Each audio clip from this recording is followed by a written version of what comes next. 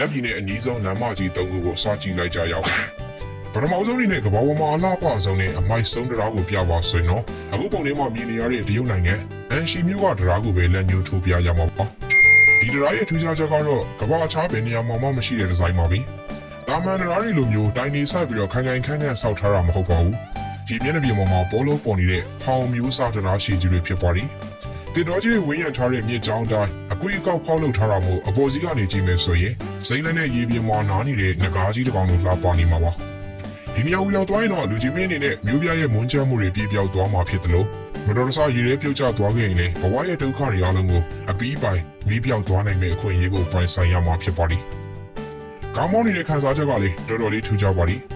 လူကြီးမင်းနဲ့သူမရဲ့ relationship လိုပဲရင်းရိုင်နေတဲ့သဘောရှိပါတယ်ကားစီးဖြတ်သွားတိုင်းတရားကနေလိုက်ပေါ်လိုက်ဖြစ်တတ်ပြီးဒီဘက်ကိုရီလိုက်ကြီးရလေးတွေကားထွက်သွားတာကတကယ်ကိုမျက်စိပရာတာဖြစ်စေပါတယ်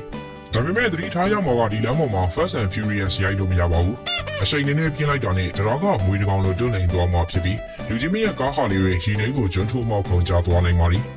လိုင်းစီရတာကြိုက်တဲ့သူတွေအတွက်ကတော့ကားမောင်းရင်လိုင်းစီတယ်လို့ခံစားရမယ့်တစ်ခုရီတော့နေရပါဒုတိယတစ်ခုကတော့ပို့ပြီးတော့ထူဆန်းပါတယ်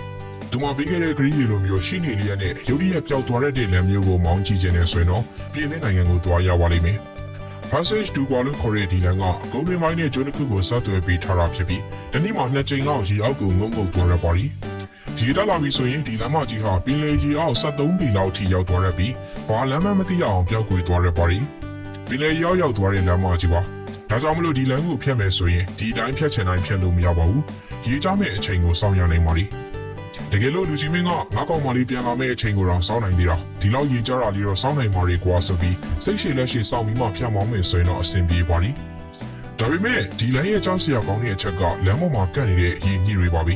ရေကျသွားလို့လမ်းပေါ်လာရင်တော့ကားဘီတွေကချုံနေတဲ့ပါလိမ့်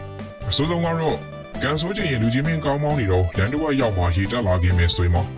အဲ့ဒီချိန်ကျရင်တော့ကားပေါ်ကနေအမြန်ဆင်းပြီးတော့အနီးနားမှာပြုလုပ်ထားတဲ့အသက်ကယ်ဆင်းမြေ rescue tower တွေပေါ်ကိုမြောက်တကောင်လိုပြေးတက်ဖို့သာပြင်ထားလိုက်ပါလူကြီးမင်းနဲ့ကိုယ့်ရဲ့တံမိုးကြီးကားလေးရင်းနေသွားတာကိုဘာမှတန်နိုင်မှာမဟုတ်ပါဘူးဒါကြောင့်ဒီလမ်းကိုကားစားတဲ့လမ်းလိုတောင်တင်စားကြပါလိမ့်နောက်ဆုံးတစ်ခုကတော့နော်ဝေနိုင်ငံမှာရှိတဲ့ Atlantic Road ပါဒီလမ်းမကြီးကတော့ကမ္ဘာပေါ်မှာအလှပဆုံးလမ်းစီးမှာရောအန်ဒီရရှိဆုံးလမ်းစီးမှာပါထိတ်ဆုံးကပါနေပါလိမ့်ပုံကိုကြည့်လိုက်တာနဲ့အင်ဂျင်နီယာကအရန်မူပြီးဆွဲထားသလားထင်ရတော့လမ်းကအကွေးကောက်ပြီးတော့ပြက်ကျနေတယ်လို့ခံစားရမှာပါ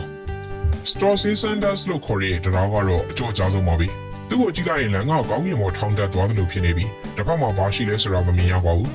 ဒါဟာမျက်နှာပြပွဲတစ်ခုလိုပါပဲဘယ်လေကိုင်းရန်ဒီကိုဆက်သွယ်ထားတာဖြစ်လို့ဥရုယာတီသားယာနေတော့ကမ္ဘာအလှဆုံး driveway တစ်ခုဖြစ်ပေမဲ့ယာတီဥရုဆိုးရွားတဲ့ရက်တွေမှာဆိုရင်တော့ငရေတမ်းပါပဲလိုင်းလုံးကျူတွေကကားပေါ်အထိတက်ရိုက်ခတ်လေးရှိပါလိမ့်ကားမောင်းနေရင်ငါလမ်းပေါ်မှာမောင်းနေတာလားခြေထဲမှာမောင်းနေတာလားဆိုပြီးတန်တရားဝင်သွားနိုင်ပါလိမ့်ဒီလမ်းပေါ်မှာမောင်းနေရတာကသူမှမရှိတော့တဲ့လူကြီးမင်းရဲ့အနာဂတ်လိုပဲဘာဖြစ်လာမလဲမသိနိုင်တဲ့ရင်ခုန်စိတ်လှုပ်ရှားမှုတွေကိုပေးစွမ်းနိုင်မှာပါအသေးကွဲနေတဲ့သူတွေဒီလမ်းကိုသွားမောင်းမယ်ဆိုရင်တော့လိုင်းပုတ်တဲ့တန်းကိုခံရမလားလမ်းလျှော်ပြီးပင်လယ်ထဲပဲဆင်းသွားမလားဆိုတာကန်တရားကိုပဲပုံအပ်ရမှာဖြစ်ပါလိမ့်အဝေးကကြည့်ရင်လမ်းပြတ်ကျနေတယ်လို့မြင်ရတဲ့မြင်ကွင်းကလေနှလုံးရောဂါရှိတဲ့သူတွေအတွက်တော့စိတ်ယုံတန်းရောက်သွားနိုင်တော့တဲ့အတွေ့အကြုံပါပဲကဲ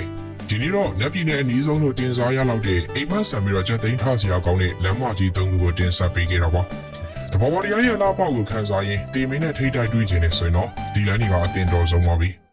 လူကြီးမင်းတို့သာဆိုရင်ရောရေပေါ်မှာပိုးလို့ပေါ်နေတဲ့လမ်းလားရေအောက်ကိုငုံသွားတဲ့လမ်းလားဒါမှမဟုတ်လှိုင်းလုံးတွေကြားကအမူးနောက်ဆရာလမ်းလားဒီ၃ခုတွေကဘယ်လမ်းကိုရွေးချယ်ပြီးတော့မောင်းနှင်ခြင်းလဲဆိုတော့ဂုံးမှမှာပြောပြပေးခဲ့ကြပါဦးတကယ်လို့မတော်တဆများဒီနေရာတွေကိုရောက်သွားခဲ့ကြရင်မြန်မာဩဘာလေးမပါသွားရင်တော့မှအသက်အာမခံလေးတော့ထားသွားကြဖို့အကြံပေးရင်